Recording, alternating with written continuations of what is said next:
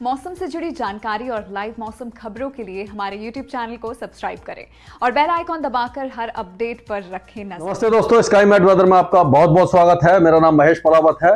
पिछले 24 घंटों में हमने देखा कि राजस्थान के कुछ इलाकों के साथ साथ पंजाब और उत्तरी हरियाणा में हल्की बारिश की गतिविधियां देखी गई और जो जम्मू कश्मीर है, गिलगित बाल्टिस्तान है, मुजफ्फराबाद और लद्दाख के साथ साथ हिमाचल प्रदेश के कई इलाकों में अच्छा स्नोफॉल हुआ है और उसी तरह से बारिश की गतिविधियां भी काफी अच्छी हुई हैं। लेकिन उत्तराखंड में जो रेन और स्नोफॉल है बहुत ही ज्यादा हल्का हुआ है। तो ये जो वेस्टर्न डिस्टर्बेंस है अब ये धीरे धीरे आगे निकलने वाला है, यानी कि बारिश की गतिविधियां लगभग समाप्त हो जाएंगी पूरे उत्तर भारत में। और उसके साथ साथ अगर हम कहें तो जो पहाड़ों पर भी बारिश की गतिविधियां समाप्त हो जाएंगी। ये जो बादल है आप देखिए धीरे धीरे हट रहे हैं। मेरठ में भी, उत्तर प्रदेश के जो पश्चिमी भाग है उसमें मेरठ में भी छुटपुट बारिश की गतिविधियां दर्ज की गई हैं।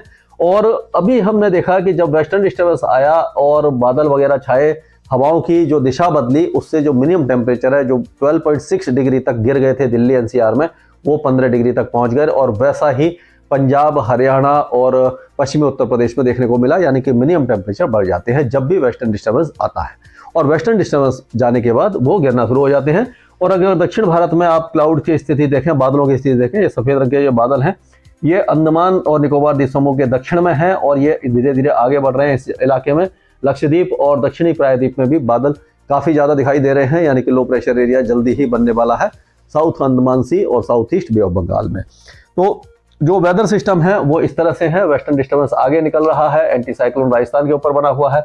लो प्रेशर एरिया ये बन जाएगा कल तक और ये साउथ अंडमान सी में बनेगा और ये धीरे धीरे आगे बढ़ेगा और ज्यादा सशक्त होगा। ये जो साइक्लोनिक सर्कुलेशन आप east central, south central Arabian sea में देख रहे हैं, ये धीरे धीरे कमजोर पड़ जाएगा, तो इसका कोई भी असर देखने को नहीं मिलेगा।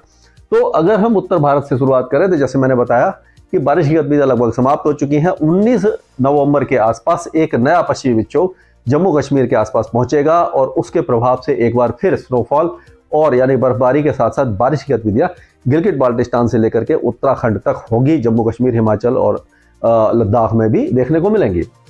लेकिन उस समय भी जो वेस्टर्न डिस्टर्बेंस है बहुत ज़्यादा स्ट्रॉन्ग नहीं है, बहुत ज़्यादा मजबूत नहीं है, यानी कि बहुत ज़्यादा उसमें ताकत नहीं है कि बहुत ज़्यादा वो स्नोफॉल दे या बारिश ज़्यादा दे। तो उसका असर जो मैदानी इलाके हैं यहाँ पर काफ़ी हल्का उत्तरी पंजाब वगैरह में देखने को मिलेगा। तो अभी तक जो भी पश्चिमी विक्षोभ आए हैं हमने देखा है कि बहुत ज़्यादा स्ट्रॉन्ग नहीं है और उनमें इतनी ताकत नहीं थी कि वो हैवी स्नोफॉल देते। तो ऐसा लग रहा है कि नवंबर के आखिर में जाकर के ये स्नोफॉल की गतिविधियां बढ़ेंगी और दिसंबर और जनवरी में आमतौर पर बहुत ज़्यादा स्ट्रॉन्ग वेस्टर्न डिस्टर्बेंस आते हैं जो काफ़ी अच्छा स्नोफॉल देते हैं। उस समय हम कह सकते हैं कि जो पूरा पहाड़ी इलाका है यानी कि हिल्स हैं वो सफ़ेद हो जाएगी, सफ़ेद बर्फ की चादर से ढक जाएंगी और उस समय आप अगर जाएंगे तो बहुत ज़्यादा आनंद आएगा और स्नोफॉल का जो लाइव स्नोफॉल है उसको आप देख पाएंगे। तो आगे अगर देखा जाए तो अब 19 तारीख तक जो लगातार हवाएं हैं वो उत्तर दिशा से चलना शुरू हो जाएंगी। पश्चिमी राजस्थान में पहले ही तापमान गिरना शुरू हो गए हैं, मिनिमम टेम्परेचर 2 से 4 डिग्री गिर गए हैं। और अब पंजाब, हरियाणा, पश्चिमी उत्तर प्रदेश, दिल्ली, राजस्थान के पूर्वी भागों के साथ साथ मध्य प्रदेश, गुजरात और महाराष्ट्र में और छत्तीसगढ़ में भी जो तापमान है वो गिरेगी, क्योंकि बर्फीली हवाएं यहाँ से चलना शुरू हो जाएगी। और ये जो बर्फीली हवाएं हैं वो इस तरह से जब ट्रैवल करती हैं तो क्योंकि यहाँ पर स्नोफॉल हो चुका होता है और यहाँ से जब हवाएं आती हैं तो ये तापमान को गिराती हैं और जो सुबह की सर्दी है वो काफ़ी ज़्यादा बढ़ जाएगी। सिंगल डिजिट में यानी कि 10 डिग्री के नीचे भी कई इलाकों के तापमान आ सकते हैं। दिल्ली में भी 11 डिग्री के आसपास तापमान पहुंचने की उम्मीद हमें दिखाई दे रही है अगले 3 से 4 दिनों के अंदर। और ये जो वेस्टर्न डिस्टर्बेंस आगे निकल के बाद जब अगला वेस्टर्न डिस्टर्बेंस आएगा 19-20 तारीख से 20 तारीख के आसपास एक बार फिर तापमानों में यानी कि जो गिरावट है, जो मिनिमम टेम्परेचर वो थोड़ी सी रुक जाएगी, क्योंकि जब भी जो वेस्टर्न डिस्टर्बेंस आता है तो जो उत्तरी हवाएं हैं ये बदल करके इस तरह से हो जाती हैं, यानी कि इस तरह से घूमने लग जाती हैं और नमी बढ़ जाती है, बादल वगैरह आते हैं तो जो विंड डायरेक्शन चेंज होता है उसके कारण ये टेम्परेचर थोड़े से बढ़ जाते हैं, क्योंकि नमी वाली हवाएं थोड़ी सी कम ठंडी होती है। और दिल्ली एनसीआर में हमने देखा कि पुअर कैटेगरी में अभी जो है एक्यूआई इंडेक्स बना हुआ है 300 से ऊपर बना हुआ था, उससे काफ़ी नीचे आ गया है, 200 के आसपास आज देखा हमने, यानी कि काफ़ी ज़्यादा राहत मिली है। उसका कारण यह है कि जो पराली का धुआं पंजाब और हरियाणा से आ रहा था वो रुक गया है और जो हवाएं हैं वो इसी तरह से चल रही थी। लेकिन अब उत्तर पश्चिमी दिशा से जब हवाएं चलेंगी तो पराली का धुआं बहुत कम आएगा, उसका कंट्रीब्यूशन बहुत ज़्यादा कम होगा, क्योंकि ऑलरेडी जो पराली का जलाना बंद हो चुका है। अब नए जो फसल के लिए जमीनें तैयार हो गई हैं, तो अब इससे कोई ज़्यादा खतरा नहीं है। लेकिन दिल्ली का जो खुद का पॉल्यूशन वो बरकरार रहेगा। अगर हवाएं तेज होती है जैसी कि उम्मीद है उत्तर पश्चिम दिशा से, तो पॉल्यूशन नहीं बढ़ेगा और टेम्परेचर गिरने के बावजूद सुबह के समय धुंध और कुहासा छाता है, उसके साथ जो पॉल्यूटेंट्स मिक्स होकर के स्मोक की चादर बना लेते हैं, पॉल्यूशन ज़्यादा बढ़ जाता है। लेकिन अगर उत्तर पश्चिम दिशा से हवाएं तेज रहेंगी जैसा कि उम्मीद दिखाई दे रही है, तो पॉल्यूशन बहुत ज़्यादा नहीं बढ़ेगा। पूर्वी भारत की तरफ चलते हैं तो बिहार, झारखंड और पूर्वी उत्तर प्रदेश, ये जो इलाके हैं, इस इलाके में किसी भी तरह की वेदर एक्टिविटी हमें दिखाई नहीं दे रही है, यानी कि मौसम पूरी तरह साफ रहेगा।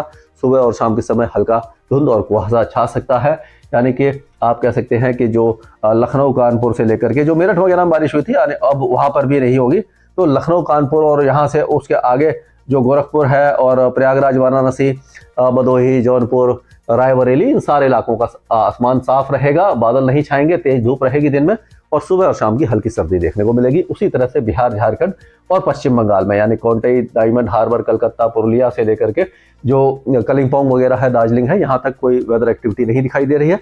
और उसी तरह से जो सीतामढ़ी, चंपारण से लेकर के पटना, गया, नवादा, भागलपुर, पूर्णिया, ये सारे इलाके और जमशेदपुर, खुंटी, चाईबासा और जो पाकुर है, ये सारे इलाके भी झारखंड के पूरी तरह शुष्क बने रहेंगे। छत्तीसगढ़ में सरगुजा से लेकर के ये रायगढ़, रायपुर, दुर्ग, राजनांदगांव से लेकर के जगदलपुर तक कोई भी वेदर एक्टिविटी दिखाई नहीं देगी। उसी तरह राजस्थान, गुजरात और मध्य प्रदेश शुष्क रहेंगे। महाराष्ट्र में भी कोई वेदर एक्टिविटी दिखाई नहीं देगी। लेकिन तापमान हर जगह पर, यानी इन सारे राज्यों में हल्के हल्के गिरना शुरू हो जाएंगे, जो अगले 3-4 दिनों तक जो गिरावट है वो जारी रहेगी और जो सुबह की सर्दी काफ़ी ज़्यादा बढ़ जाएगी। और अब आपको प्रिकॉशन लेने की बहुत ज़्यादा ज़रूरत है कि यानी कि दिन में थोड़ा सा गर्म है और सुबह और शाम की ठंड बढ़ गई है, तो जब आप इसका प्रिकॉशन नहीं लेंगे, यानी कि अपने आप को कवर करके नहीं रखेंगे, तो बीमार होने का खतरा बढ़ जाता है। और अब दक्षिण भारत की तरफ चलते हैं। ये जो लो प्रेशर एरिया है ये कल तक बन जाएगा और उसके बाद ये आगे बढ़ेगा, वेलमार्ग लो प्रेशर एरिया बनेगा और यहाँ तक आते आते हो सकता है ये डिप्रेशन भी बन जाए। और अगर डिप्रेशन बनता है तो इसका जो असर है वो देखने को मिलेगा, इस तरह से आगे आएगा। और अभी जो डायरेक्शन है इसका, ये तमिलनाडु के दक्षिणी भागों में और मध्य भागों में ही दिखाई दे रहा है। तो 19 तारीख से बारिश की गतिविधियां शुरू हो जाएंगी, जो 21 तारीख तक जारी रहेगी और हो सकता है कि 1-2 स्थानों पर मूसलाधार बारिश हो। और जो तटीय तमिलनाडु है, साउथ आंध्र प्रदेश है, यहाँ पर भारी बारिश हो सकती है। अंदरूनी तमिलनाडु, रायलसीमा और जो केरल वगैरह है, यहाँ पर समय बारिश की गतिविधियां हल्की से मध्यम होगी।